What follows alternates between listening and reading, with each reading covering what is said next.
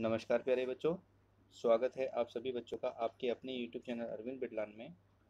तो बच्चों, आज जो हम बात करेंगे बेटा, आज जो है ये मॉडल टेस्ट पेपर पे हम बात करेंगे।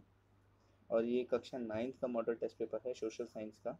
और क्योंकि आप बच्चों को पता है कि आपकी 11 अप्रैल से फाइनल एग्ज़ाम है और पहला जो एग्ज़ाम है वो आपका सोशल साइंस का ही है। तो ये वीडियो आपको उसमें हेल्प करेगा, इसलिए वीडियो बहुत इंपॉर्टेंट होने वाला है। आप बच्चे वीडियो को पूरा देखिएगा। जो क्वेश्चंस मैंने इसमें डाले हैं ये बहुत सिलेक्टेड क्वेश्चंस हैं और आपके एग्ज़ाम में ये प्रश्न आ सकते हैं, इसलिए ये प्रश्न आपके लिए बहुत इंपॉर्टेंट है।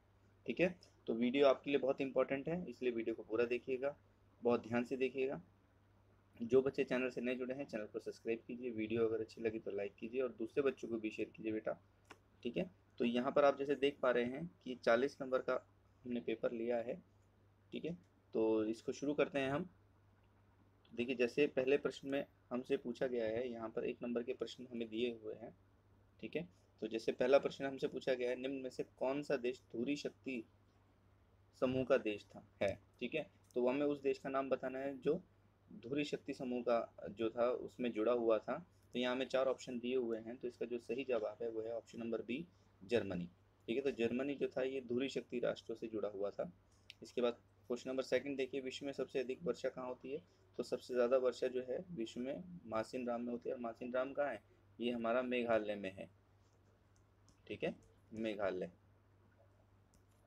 Next question number third, Similipal जैव मंडल निश्चय कौन से राज्य में स्थित है। तो इसका जो सही आंसर है बेटा वह है उड़ीसा। ठीक है, Orissa is the right answer. आगे देखते हैं अगला।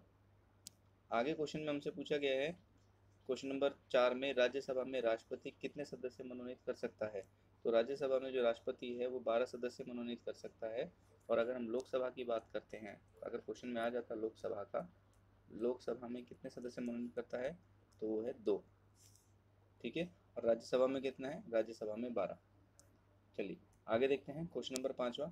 क्वेश्चन नंबर 5वें में कहता है, भारत में ग्रामीण क्षेत्रों और शहरी क्षेत्रों में जो स्वीकृत कैलोरी है वो कितनी है। तो इसका जो सही आंसर है वो ऑप्शन नंबर डी है, 2400 कैलोरी गाँव में और 2100 कैलोरी शहरों में। ठीक है, तो गाँव में जो है कैलोरी की ज़्यादा मात्रा की ज़रूरत होती है क्योंकि वहाँ पर फिजिकल वर्क ज़्यादा होता है, और शहरों में जो है फिजिकल वर्क इतना नहीं होता है, इसीलिए 2100 कैलोरी जो है शहरों में स्वीकृत रखी गई है। ठीक है, तो जो व्यक्ति इतनी कैलोरी जो है अपने भोजन में ले रहे हैं तो वो निर्धनता रेखा से ऊपर कहलाते हैं। आगे देखिए, आगे क्वेश्चन नंबर 6 है, कहते हैं निर्वाचन क्षेत्र किसे कहते हैं। तो इसका जो उत्तर है क्या है, चुनाव के उद्देश्य से देश को अनेक क्षेत्रों में बांट दिया जाए, हर क्षेत्र एक सीट कहलाता है। ठीक है, तो ये क्या है, ये निर्वाचन क्षेत्र कहलाता है जिसमें चुनाव के उद्देश्य से देश को जो है अनेक क्षेत्रों में बांट दिया जाता है और हर एक क्षेत्र क्या कहलाता है, एक सीट कहलाता है। ठीक है, तो अगर हम बात करते हैं लोकसभा की, तो लोकसभा में अगर हम बात करते हैं तो लोकसभा की टोटल सीट कितनी है वर्तमान में, वर्तमान में 543 सीटें जो है वो लोकसभा की है। ठीक है, और अगर हम राज्यसभा की बात करते हैं, अगर हम राज्यसभा की बात करते हैं तो राज्यसभा में वर्तमान में दो जो सीटें हैं वो हैं 245। ठीक है, 245 राज्यसभा की वर्तमान सीटें और 543 लोकसभा की वर्तमान सीटें। ठीक है बच्चों, चलिए आगे देखते हैं। नेक्स्ट क्वेश्चन कहता है, एक सींग वाला गैंडा किस राज्य में पाया जाता है। तो इसका जो सही आंसर है वह है आसाम। आसाम में जो कांजीरंगा नेशनल पार्क है वहाँ पर एक सींग वाला गैंडा जो है पाया जाता है। ठीक है, चलिए आगे देखते हैं प्रश्न नंबर 2 में। ये 3 नंबर के प्रश्न हमें दिए गए हैं। तो जैसे पहला प्रश्न हमें बोला गया है, निर्धनता के किन्हीं 3 कारणों को लिखिए। निर्धनता के कौन कौन से कारण हैं। देखिए यहाँ पे मैंने पॉइंट लिख दिए हैं, जैसे भूमिहीनता, लोगों के पास ज़मीन नहीं होती है, वो भूमिहीन होते हैं और दूसरों की खेती पे जाके काम करते हैं। ठीक है, तो ये भी क्या है, निर्धनता का एक कारण है। परिवार का आकार, जितना ज़्यादा परिवार होता है निर्धनता उतनी ही जल्दी मतलब उतनी ही दीर्घ अवधि तक होती है। तो परिवार का आकार भी जो है निर्धनता को जो है उसके आकार को बताता है। इसके अलावा बेरोजगारी की अगर हम बात करते हैं तो बेरोजगारी भी क्या है, निर्धनता का एक कारण है। और निरक्षरता भी जो है क्या है, वो निर्धनता का एक कारण है। ठीक है, तो आप बच्चे इसको थोड़ा थोड़ा एक्सप्लेन कर सकते हैं, बाकी पॉइंट्स आपके यही रहेंगे। भूमिहीनता, परिवार का आकार, बेरोजगारी और निरक्षरता, ये क्या है, ये कारण है किसके, निर्धनता के। आगे देखिए, आगे कहता है क्वेश्चन नंबर सेकंड में, आम चुनाव और उपचुनाव में क्या अंतर होता है, तो हमें बताना है। तो देखिए, जैसे इसमें पहले में बताया गया 5 साल बाद सभी चुने हुए प्रतिनिधियों का कार्यकाल समाप्त हो जाता है, लोकसभा और विधानसभा भंग हो जाती है, फिर भी चुनावी क्षेत्रों में होने वाला चुनाव आम चुनाव कहता है कहलाता है। ठीक है, तो हर 5 साल बाद जो चुनाव होते हैं, चाहे वो लोकसभा के हों या विधानसभा के हों, वो चुनाव जो हर 5 साल में 5 साल बाद होते हैं वो आम चुनाव कहलाते हैं। ठीक है, इसके बाद अगर हम उपचुनाव की बात करते हैं तो कहते हैं किसी क्षेत्र के सदस्य की मृत्यु, इस्तीफे से खाली हुई सीट के लिए चुनाव उपचुनाव कहलाता है। अगर कोई सदस्य की मृत्यु हो गई है या उसने इस्तीफा दे दिया जिसकी वजह से वहाँ सीट खाली हो गई है, तो उस सीट को भरने के लिए जो चुनाव होगा वो उपचुनाव कहलाता है। ठीक है, चलिए आगे देखते हैं। आगे कहता है इंपॉर्टेंट क्वेश्चन है ये वाला, दक्षिण पश्चिम मानसून और उत्तर पूर्वी मानसून के बीच अंतर बताना है। ठीक है, तो अगर ये क्वेश्चन इंपॉर्टेंट है बेटा, तो अगर दक्षिण पश्चिम मानसून की बात करें, उत्तर पूर्व मानसून की बात करते हैं, तो हमें इसमें अंतर बताना है। तो देखिए पहले दक्षिण पश्चिम मानसून के बारे में बताया गया है। कहता है यह मानसून अरब सागर और बंगाली खाड़ी से उत्तर की ओर बढ़ता है। ठीक है, नेक्स्ट ये है पवनी मानसूनी पवनें जून से सितंबर माह तक बहती है। ठीक है, आगे कहता है यह पवनें देश में व्यापक रूप से जो है वर्षा करती है। तो हमारे देश में जो सबसे ज़्यादा बारिश होती है वो दक्षिण पश्चिम मानसून की होती है। तो जैसे ये भारत का नक्शा है, ठीक है, तो यहाँ से जो पवन चलेगी और यहाँ से जो पवन चलेगी वो दक्षिण पश्चिम मानसून की होती है, जो जून से सितंबर के बीच में चलती है। और ठीक है, और इस जो ये दक्षिण पश्चिम मानसून है ये हमारे देश के ज़्यादातर हिस्सों में वर्षा करता है। अगर हम इसके बाद बात करते हैं उत्तर पूर्वी मानसून की, तो उत्तर पूर्व मानसून जो है ये क्या होता है, ये समुद्र की ओर बढ़ता है। ये स्थल से समुद्र की ओर बढ़ता है। ये जो पवनें हैं उत्तर पूर्वी मानसून की अक्टूबर नवंबर महीने में चलती है। यह पवन तमिलनाडु में वर्षा करती है। तो उत्तर पूर्वी मानसून क्या है, वो स्थल से समुद्र की ओर बढ़ता है।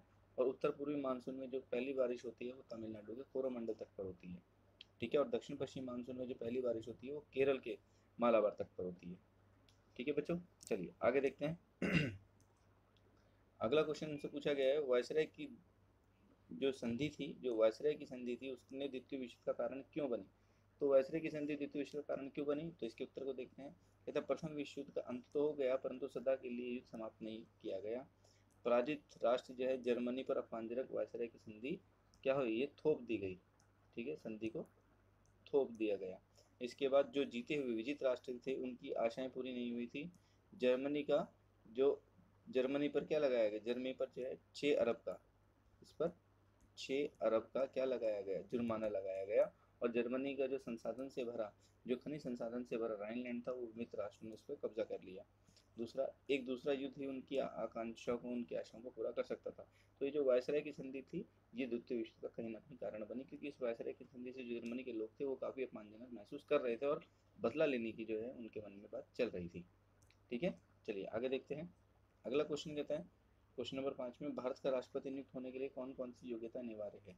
तो इसमें अगर भारत के राष्ट्रपति की बात करते हैं तो भारत का राष्ट्रपति जो है नियुक्त होने के लिए जो अनिवार्य योग्यता क्या है, पहला तो भारत का नागरिक हो, दूसरा चुनाव के वक्त उम्र 35 या इससे अधिक हो। तो भारत का नागरिक बनने के लिए अगर राष्ट्रपति की बात करते हैं कि राष्ट्रपति के अंदर की कौन कौन सी योग्यता होनी चाहिए, तो पहला वो भारत का नागरिक होना चाहिए, दूसरा चुनाव के समय उसकी उम्र 35 साल या इससे ज़्यादा हो, दिवालिया या पागल ना हो, सरकार के अंतर्गत किसी लाभ के पद पर कार्यरत ना हो, लोकसभा का सदस्य बनने की योग्यता वो रखता हो। तो ये जितनी भी चीज़ें हैं ये सारी राष्ट्रपति की योग्यता हैं, और अगर कोई व्यक्ति ये योग्यता रखता है तो राष्ट्रपति के चुनाव में वो खड़ा हो सकता है। ठीक है, चलिए आगे देखते हैं। आगे क्वेश्चन में दिया हुआ है क्वेश्चन नंबर 6 में भारत सरकार द्वारा लक्षित निर्धनता निरोधी कार्यक्रमों का वर्णन कीजिए। तो देखिए यहाँ पर हमें उन कार्यक्रमों को बताना है जो जो निर्धनता के विरुद्ध कार्यक्रम जो है सरकार ने चलाए हैं। तो जैसे पहला है प्रधानमंत्री रोजगार योजना 1993 में, ये प्रधानमंत्री रोजगार योजना है जो 1993 में चलाई गई थी। इस कार्यक्रम का जो उद्देश्य था वो ग्रामीण क्षेत्रों और छोटे शहरों में शिक्षित बेरोजगार युवाओं के लिए स्वरोजगार के अवसर सृजित करना था। ठीक है, तो ये जो प्रधानमंत्री रोजगार योजना है इसका काम जो शिक्षित बेरोजगार युवा हैं उनको जो है तैयार करना है स्वरोजगार के लिए। दूसरा ग्रामीण रोजगार सृजन कार्यक्रम 1995 में इसका उद्देश्य जो है ग्रामीण क्षेत्रों में छोटे शहरों में स्वरोजगार के अवसर जो है वो सृजित करना था। तो ग्रामीण जिस तरीके से प्रधानमंत्री रोजगार योजना बनाई गई थी उसी तर्ज पर ग्रामीण रोजगार सृजन कार्यक्रम भी चलाया गया था कि गांव में जो ग्रामीण क्षेत्र में जो छोटे छोटे जो किसान हैं, जो मजदूर हैं, उनको स्वरोजगार के अवसर जो हैं उपलब्ध कराया जा सके। स्वर्ण जयंती ग्रामोदय योजना 1999, इस कार्यक्रम का उद्देश्य सहायता प्राप्त निर्धन परिवारों को स्वयं सहायता समूह संगठित कर बैंक जो है करें और सरकारी सहायकी के संयोजन पर निर्धनता रेखा से ऊपर लाना है। ठीक है, इसके बाद आगे देखिए क्वेश्चन पॉइंट नंबर 4 है, प्रधानमंत्री ग्राम उदय योजना 2020 के अंतर्गत प्राथमिक चिकित्सा सेवा, प्राथमिक सेवा शिक्षा, ग्रामीण राष्ट्रीय ग्रामीण पेयजल और विद्युतीकरण जैसी सुविधाओं के लिए राज्यों को अतिरिक्त केंद्रीय सहायता प्रदान की जाती है। तो प्रधानमंत्री ग्रामोदय योजना जो है ये बेसिकली किससे जुड़ा हुआ है? ये जुड़ा हुआ है गाँव के विकास से, ठीक है, ग्रामीण जो है उसके विकास से जुड़ा हुआ है। तो जैसे गाँव में पेयजल से संबंधित जो कोई समस्या है, विद्युत से संबंधित कोई समस्या है, तो जितनी भी समस्या है इनको प्रधानमंत्री ग्रामोदय योजना के अंतर्गत सुलझाया जाता है। आगे, महात्मा गांधी राष्ट्रीय ग्रामीण रोजगार गारंटी एक्ट 2005, ठीक है, मनरेगा जिसको बोलते हैं, तो 2005 में प्रारंभ की गई इस योजना में ग्रामीण क्षेत्रों में एक वर्ष से कम 100 दिनों की रोजगार की गारंटी दी गई। यही रोजगार महिलाओं के लिए सुरक्षित, ठीक है। तो ये तरीके हैं जिससे हम अपने देश में गरीबी को जो है हटा सकते हैं, ठीक है। अब आगे देखिए, अगला क्वेश्चन है, कहता है नीचे दिए गए अनुच्छेदों को पढ़कर इनके उत्तर जो है लिखने हैं। तो ये 5 नंबर का एक हमारा है, तो पैसेज हमें दिया हुआ है यहाँ पर, आप देख सकते हैं। तो हम डायरेक्ट इसके क्वेश्चन आंसर पे चलते हैं। तो देखो, जैसे यहाँ पर हमें दिया हुआ है कहता है औद्योगिक समाज पूंजीवादी समाज है, ये विचार निम्नलिखित में से किसका है? तो ये विचार है कार्ल मार्क्स का, ठीक है। कार्ल मार्क्स का जो ये बात है कि औद्योगिक समाज है, पूंजीवाद समाज है, ये कार्ल मार्क्स की बात की है, ठीक है। आगे कहता है डैश चाहते थे कि सरकार पूंजीवादी उद्यमों की जगह सामूहिक उद्यमों को बढ़ावा दे। तो ये कथन किसका? ये है लुई ब्लैंक का कथन। नेक्स्ट, आगे कहता है कोऑपरेटिव क्या है? तो इसका उत्तर क्या है? ऐसे लोगों का समूह जो लाभ को आपस में मिलकर जो है काम अनुसार बांटते हैं, वो क्या कहलाते हैं? कोऑपरेटिव कहलाते हैं। तो कोऑपरेटिव क्या एक समूह होता है जो लाभ को आपस में बांटते हैं, जो हानि होती है उसे आपस में बांटते हैं। इसके बाद नया समन्वय से आप क्या समझते हैं? तो नया समन्वय एक समुदाय का नाम होता है, ठीक है। तो ये क्या है कि हमारे कुछ फर्स्ट पैराग्राफ के जो है क्वेश्चन थे। अब सेकंड पैराग्राफ जो है ये भी 5 नंबर का हमें दिया हुआ है, तो ये आप सब बच्चे पढ़ लेंगे। हम डायरेक्ट जो है इसके प्रश्नों पे चलते हैं। तो जैसे पहला प्रश्न में क्या है, निम्नलिखित में से किस व्यवस्था में संसद की भूमिका महत्वपूर्ण है? ठीक है, तो संसद की भूमिका कहाँ पर महत्वपूर्ण है? यह है लोकतंत्र में। इसके बाद सेकंड, राज्यसभा किसे कहते हैं? तो संसद का उच्च सदन या राज्यों का प्रतिनिधित्व करता है, वो राज्यसभा कहलाता है। तो संसद का राज्यसभा क्या है? संसद का उच्च सदन होता है और ये राज्यों का प्रतिनिधित्व भी करता है। हमारे देश में डैश के 2 सदन है, हमारे देश में संसद के 2 सदन है। आगे आगे कहता है भारत का प्रधानमंत्री संसद का हिस्सा होता है। ये सही है गलत है? ये गलत है, क्योंकि प्रधानमंत्री नहीं होता, संसद का हिस्सा कौन होता है? होता है राष्ट्रपति, ठीक है, राष्ट्रपति। इसके बाद राज्यसभा का चुनाव अप्रत्यक्ष रूप से होता है, बिल्कुल सही है, राज्यसभा का चुनाव जो है अप्रत्यक्ष रूप से होता है, ठीक है। अब आगे देखिए, मैप आधारित कुछ प्रश्न दिए हुए हैं बच्चों। तो यहाँ पर आपको ये बताना है, यहाँ पर कोई एक दूरी राष्ट्र और मित्र राष्ट्र जो है उनको लोकेट करना है मानचित्र में। तो आप देख सकते हैं, अगर हम बात करते हैं तो हम थोड़ा सा इसको जूम कर लेंगे बेटा, जिससे आपको सही नज़र आए। तो देखिए, अगर हम धुरी राष्ट्र की बात करते हैं, तो अगर हम बात करते हैं धुरी राष्ट्र की, तो ये देखिए यहाँ पे ये जो है ये जो है ये है इटली, ठीक है। ये क्या है? ये है इटली। तो इटली क्या है? ये एक धुरी राष्ट्र है, ठीक है। और अगर हम बात करते हैं आगे इस वाले हिस्से की, तो ये क्या है? ये है अमेरिका, अमेरिका, ठीक है। ये क्या है? ये मित्र राष्ट्र है, मित्र राष्ट्र। और इटली क्या था? ये एक धुरी राष्ट्र है, धुरी राष्ट्र, ठीक है बच्चों। तो इस तरीके से नक्शा तुमसे पूछ सकता है, ठीक है। तो उम्मीद करता हूँ ये नक्शा आपको समझ में आया होगा। चलिए आगे देखते हैं। अगला क्वेश्चन भी जो है वो मैप पर ही है हमारा। तो इसमें क्या बताया, इसको देख लेते हैं हम। तो देखिए इसमें क्या बताया, भारत के रेखा मानचित्र पर निम्नलिखित में से किन 3 उपयुक्त चिन्हों से अंकित कीजिए। तो इसमें से हमें कोई 3 बताना है। तो देखिए, जैसे अगर हम बात करते हैं Corbett national park, Bharatpur bird sanctuary, Pulicat झील और चिल्का झील।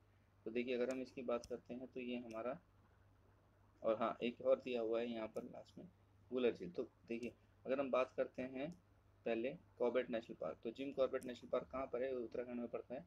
तो यहाँ उत्तराखंड है, देखिए ये रहा ये वाला। तो ये क्या है? Corbett national national park. तो जिम कॉर्बेट नेशनल पार्क, ठीक है, जिम कॉर्बेट नेशनल पार्क जो है ये कहाँ पर है? ये है उत्तराखंड, यूके में, ठीक है। अब आगे देखिए, आगे कहता है हमसे भरतपुर बर्ड सेंचुरी। तो भरतपुर बर्ड सेंचुरी कहाँ है? ये है राजस्थान में, ये राजस्थान है, और यहाँ है, हम लिख देंगे भरतपुर बर्ड सेंचुरी। ठीक है बच्चों, तो ये भरतपुर बर्ड सेंचुरी हो गया, और ये कहाँ पर है? ये राजस्थान। ठीक है, ये कौन सा स्टेट है? ये राजस्थान। आगे आगे हमसे पूछता है पुलिकट झील। तो पुलिकट झील हमारी कहाँ पर है? पुलिकट झील है हमारे तमिलनाडु में। तो ये है हमारा तमिलनाडु, और यहाँ पर है पुलिकट झील। ठीक है, तो पुलिकट झील कहाँ है? तमिलनाडु। ठीक है, आगे देखिए, आगे हमसे कहते हैं चिल्का झील। चिल्का झील कहाँ पर है? देखिए चिल्का झील जो है, अगर हम बात करते हैं तो चिल्का झील जो है ये पड़ती है उड़ीसा में। तो ये राज्य जो है ये है उड़ीसा, और यहाँ पर है चिल्का झील। ठीक है बच्चों, चिल्का झील, तो यहाँ पर क्या है? चिल्का झील है। ठीक है, आगे अगला अगला हमसे कहता है, यहाँ पर देखिए यहाँ लिखा है वुलर झील। तो वुलर झील कहाँ पर है? वुलर झील जो है मीठे पानी की झील है, और ये है हमारे यहाँ पर जम्मू कश्मीर, जम्मू कश्मीर। तो जम्मू कश्मीर में कौन सी है? यहाँ पर है वुलर झील। ठीक है बच्चों, तो इसी के साथ हमारा मैप का भी पूरा हो जाता है। तो इस तरीके से हमने मैप भी करें वर्ल्ड का और भारत का। तो ये मैप आपसे पूछे जा सकते हैं, तो इनको बहुत ध्यान से करिएगा। और इसी के साथ हमारे क्वेश्चन भी जो है पूरे होते हैं। उम्मीद करता हूँ बच्चों को समझ में आया होगा बेटा। तो जो बच्चों को चैनल जो है वीडियो अगर अच्छी लगी, समझ आई, तो अपने कमेंट ज़रूर कीजिए, और दूसरे बच्चों को भी ज़रूर शेयर कीजिए।